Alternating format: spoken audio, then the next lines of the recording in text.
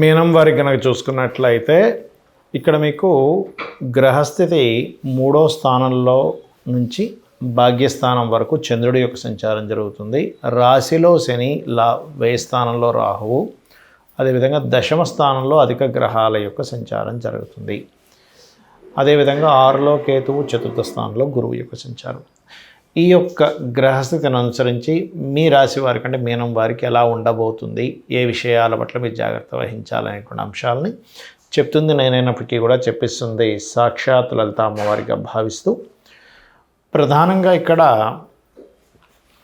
ఈ స్థానం ఏదైతే ఉందో అంటే ఈ రాశిలో గురువు యొక్క శని యొక్క సంచారం జరుగుతూ రాశ్యాధిపతి అయిన గురువు 4లో ఉన్నందుకు కొంచెం ఇక్కడ 2 రకాల రిజల్ట్స్ ఇస్తూ ఉంటుంది. స్లో అవ్వడం, ఏలినాటి శని వల్ల కొద్దిగా ఆలస్యం అవ్వడం, లేట్ అవ్వడం జరుగుతూ, అంటే ఏమీ లేదు. ఇక్కడ ఏలినాటి శని అంటే చంద్రుడి మీద సంచారము రాశిలో మనం మానసికంగా అన్ని విషయాల్ని మనం నెగ్లిజెన్సీ చేయడం వల్ల స్లో అవుతుంటాయి, అంతకుమించి ఏం లేదు ఇక్కడ.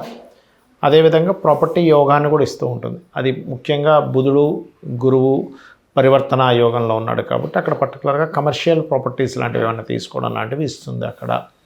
అయితే ఈ 1వ తేదీ నుంచి 3లో ఉండేటువంటి చంద్రుడు మూలంగా కొన్ని నిర్ణయాలు తీసుకునేటప్పుడు కొంతమంది పరిచయాలు ఏర్పడడం ఇట్లాంటివి ఏర్పడతాయి. అయితే ఈ 2, 3, 4 తేదీలు మాత్రం మీరు తీసుకునే ప్రాపర్టీస్ విషయంలో కొంచెం చూసుకొని తీసుకోవాలి. అక్కడ కొంచెం స్టెప్ తీసుకుంటారు. 7, 8 తేదీలు మీరు అప్పులు ఇవ్వడం తీసుకునే విషయాల పట్ల కాస్త జాగ్రత్తగా ఉండండి. 14, 15 తేదీలు పెద్ద మొత్తంలో ఎవరికైనా మనీ పంపించడం, మనీ తీసుకునేటువంటి విషయాల పట్ల కాస్త జాగ్రత్తగా ఉండాలి, గుర్తుపెట్టుకోండి. ఇక మీరు ఉద్యోగ అవకాశాలు పెరుగుతాయి. దశమ స్థానంలో అధిక గ్రహాలు ఉన్నది అంటే మీరు ఈ పక్షంలో ఉద్యోగం కోసం చేసే ప్రయత్నం విషయంలో సఫలీకృతం అయ్యేటువంటి యోగం అధికంగా కనిపిస్తుంది.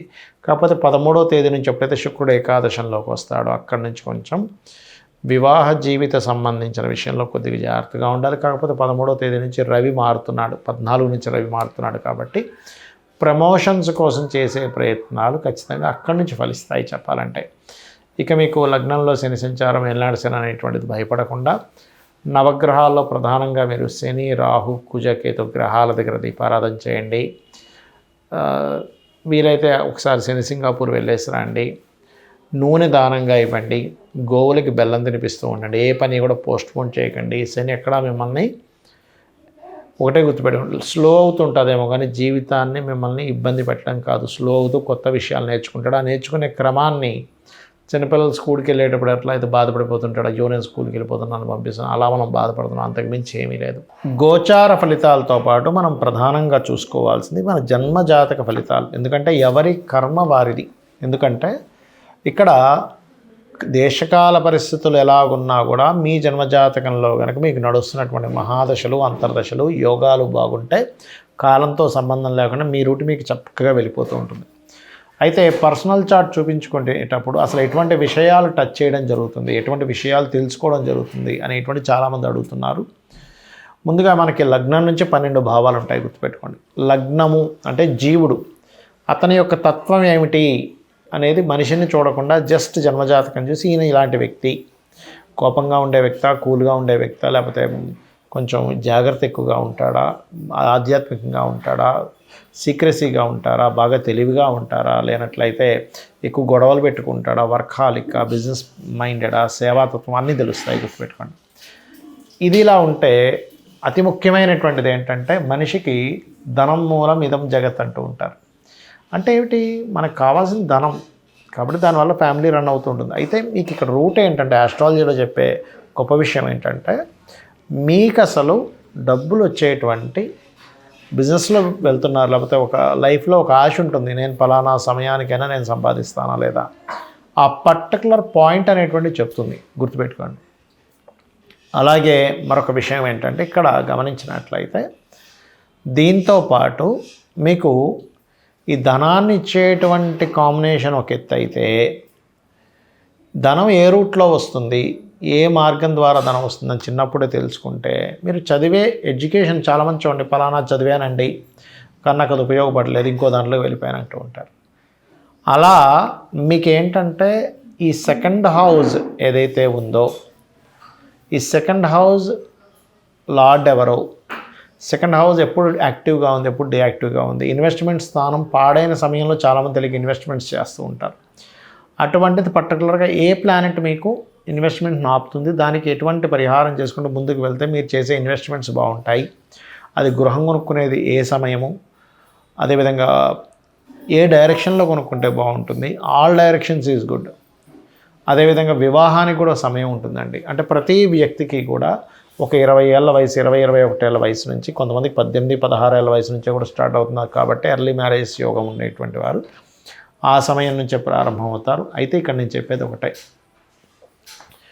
మీ యొక్క జన్మజాతకంలో ఎప్పుడైతే మీకు వివాహం ఈ సమయంలో జరిగితే బాగుంటుంది అని ఉంటుందో ఆ సమయంలో చేసుకోవడమే అన్నిటికంటే ముఖ్యం. చాలామంది చూడండి, పాయింట్స్కి కలిసే కానీ విడిపోతున్నాము, ఏంటో మంచి ఫ్యామిలీ అనండి, ఇద్దరి మధ్యన గొడవలు వచ్చాయంటూ ఉంటారు. అంటే వాళ్ళకి పర్టికులర్గా వివాహ జీవితాన్ని కొనసాగించేటువంటి సమయం నడవట్లేదు. ఏదో తంతు కొద్దీ ఏదో వివాహం జరిగింది కానీ దూరంగా ఉండేటువంటి యోగం నడుస్తుంది. అందుకే కొంతమంది చూడండి, నేను కొన్ని జాతకాలు చూసి 20 ఏళ్ళు 30 ఏళ్ళ తర్వాత కూడా విడిపోయిన వాళ్ళని చూసాను. ఎందుకు అంటే ఆ పర్టికులర్ టైం వాళ్ళకి ట్రిగర్ అవుతూ ఉంటుంది. ఇక్కడ 3 విషయాలు ముఖ్యంగా, అసలు ఎప్పుడు వివాహం చేసుకుంటే కరెక్ట్ అనేది తెలుస్తుంది మనకి జ్యోతిషాస్త్రంలో. రెండవది, మన జన్మజాతకంలో ఒకవేళ సింగిల్ మ్యారేజ్, డబుల్ మ్యారేజెస్ ఏమైనా ఉన్నాయా, 2-3 వివాహాలు జరుగుతాయి కొంతమందికి వాళ్ళ జాతక చక్రంలో ఉండేటువంటి కాంబినేషన్స్ వల్ల.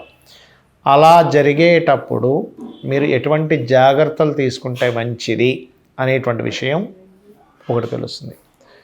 అదేవిధంగా అలా ఉన్నప్పుడు ముందుగా అర్క వివాహం లేదా కుంభ వివాహం చేసుకోవడం మంచిది అనే విషయం కూడా చెప్పొచ్చు. అదేవిధంగా వివాహం అయిపోయిందంటే కానీ ఒక 20 సంవత్సరాలతో కూడా వస్తున్నాయి. ఆ పర్టికులర్ పీరియడ్ ఏమిటి, ఎందుకు ఆ పీరియడ్ ఇస్తుంది, ఆ సమయంలో కొంతమందికి దూరంగా ఉన్నప్పుడు తగ్గిపోతుంది దాని ప్రభావం. అంటే అబ్బాయి ఏదో విదేశాలకు వెళ్తాడు ఉద్యోగం కోసం అని, ఆ రకంగా. ఇదే సేమ్ ప్యాటర్న్ మీరు ఇన్వెస్ట్మెంట్స్ విషయంలో చూసుకోవచ్చు.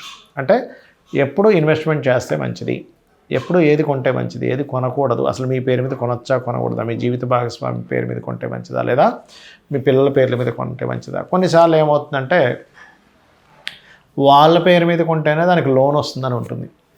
అప్పుడు ఏమిటండి, మరి నా పేరు మీద ఇన్వెస్ట్మెంట్స్ చేయకూడదని ఉంది, ప్రాపర్టీస్ కొనకూడదు అంటున్నారు, మరి మా బిజినెస్ పేరు మీద కొనాలంటే రాదు అన్నప్పుడు, అప్పుడు అది ఏ ప్లానెట్ ద్వారా మనకి ఇబ్బంది ఇస్తుందో ఆ పర్టికులర్ ప్లానెట్కి సంబంధించిన పరిహారం చేసుకోవచ్చు. అదేవిధంగా విదేశాలకు వెళ్తే బాగుంటుందా, ఇక్కడ ఉంటే ఇతనికి గ్రోత్ ఉంటుందా, అదేవిధంగా రిలేషన్స్ ఎలా ఉంటాయి, సంతానం ఎందుకు అభివృద్ధి అవ్వట్లేదు, సంతానం ఎందుకు కలగట్లేదు, అసలు ఏ ప్లానెట్ని మనం దాని యొక్క ప్రభావాన్ని తగ్గించుకుంటే, ఇక్కడ ఏమీ లేదు, సింపుల్, ఇది మెడికల్ లాగేనండి ఆస్ట్రాలజీ. మన బాడీలో పలానా ప్లేట్లెట్స్ తగ్గాయి అన్నప్పుడు వీక్ అయిపోతాడు, లేదా పలానా వైటమిన్స్ తగ్గాయి అన్నప్పుడు డౌన్ అవుతుంటాడు, పలానా ఫుడ్ తీసుకోవడం ద్వారా పలానా వైటమిన్స్ వస్తాయి, లేకపోతే ఫలానా కొన్ని వదలడం ద్వారా కూర్చోండి, కొన్ని ఏమో తీసుకోవాలి, కొన్నిటేమో వదిలేసేయాలి. షుగర్ బాగా ఉంది, షుగర్ని వదిలేయాలి కదా. అదేవిధంగా ఒక వ్యక్తికి పలానా ఇవి తగ్గాయి, ఫ్రూట్స్ తీసుకొని వాటిని పెంచుకుంటాడు.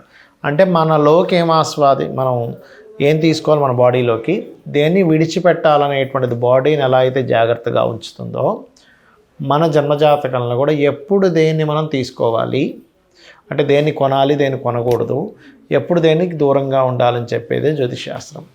ఈ రకంగా మీరు చాలామంది రత్నాల ఎంపిక కూడా జస్ట్ నక్షత్రం బట్టి పెట్టుకుంటారు. అలా కాకుండా మీకు ఏమిటి కావాలి అనే దాని మీద కూడా ఉంటుంది, గుర్తుపెట్టుకోండి. కాబట్టి ఈ రకంగా చేసుకొని మీ యొక్క జీవితాన్ని ఆనందదాయకంగా మార్చుకుంటారని కోరుకుంటూ, సరే నాకు జాతకం తెలియదండి ఏం చేయాలి, ఏమి టెన్షన్ పడకండి, చక్కగా రోజు లలితా సహస్రనామాలు చేసుకోండి. ఉద్యోగం రావట్లేదు, ఓం మాణిక్య మకుటాకార జానుద్వై విరాజితాయ నమః. అలా కాదు, నాకు ఫైనాన్షియల్గా బాగాలేదు, ఓం సంపత్కరీ సమారూఢ సింధుర వ్రజ సేవితాయ నమః. లేదు, ఓం ధర్మాధ్యక్ష ధనాధ్యక్ష ధనధాన్య వివర్ధినే నమః. లేదు, ఓం ఇంద్రగోప పరిక్షిప్త స్మరతోనా భజంగికాయ నమః. ఈ రకంగా చేసుకోవచ్చు. శ్రీమాత్రే నమః.